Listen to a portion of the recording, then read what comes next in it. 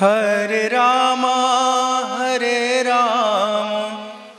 Ram Hare Hare Krishna Hare Krishna Hare Hare Ram Ram Hare Hare Krishna Hare Krishna Hare.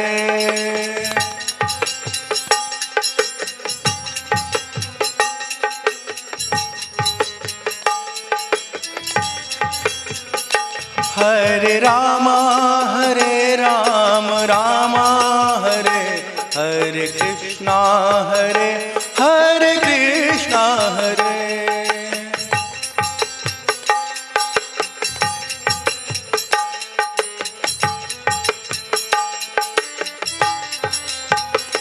Hare Ram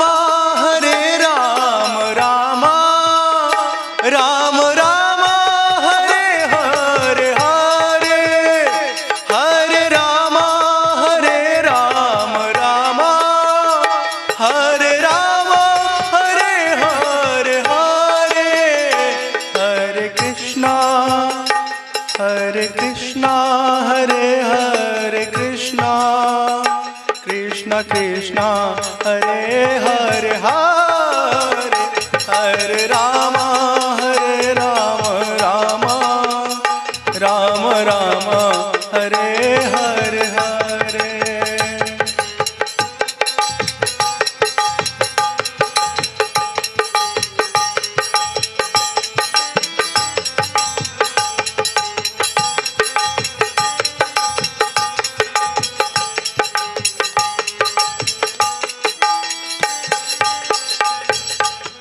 Hare Ram Hare Ram Hare Ram Hare Ram Hare Ram Hare Ram Hare Ram Hare Ram Hare Ram Hare Ram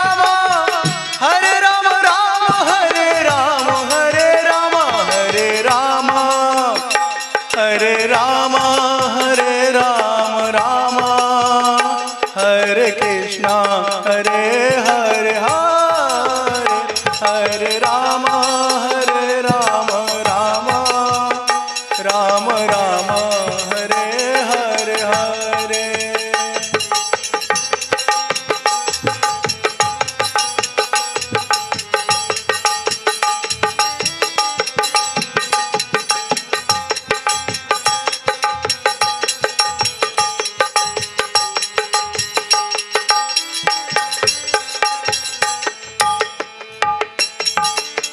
Ram Ram Hare Ram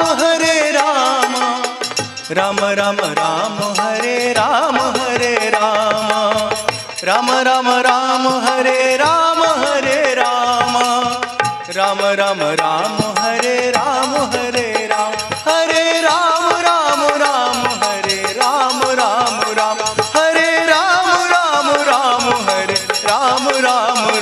Hare Ram Hare Ram Hare Ram Ram Hare Hare Hare Hare Krishna Hare Krishna Krishna Krishna Hare Hare Hare.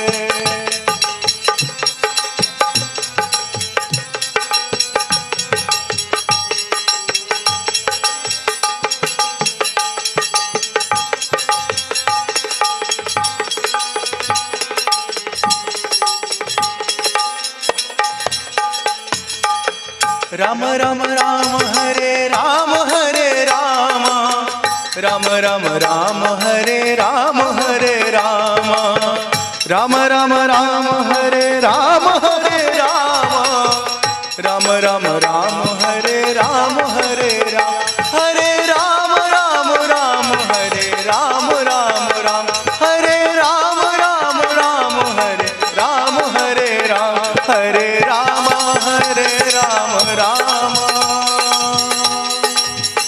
Hare Ram Hare Ram Ram Hare Hare Hare Hare Ram Ram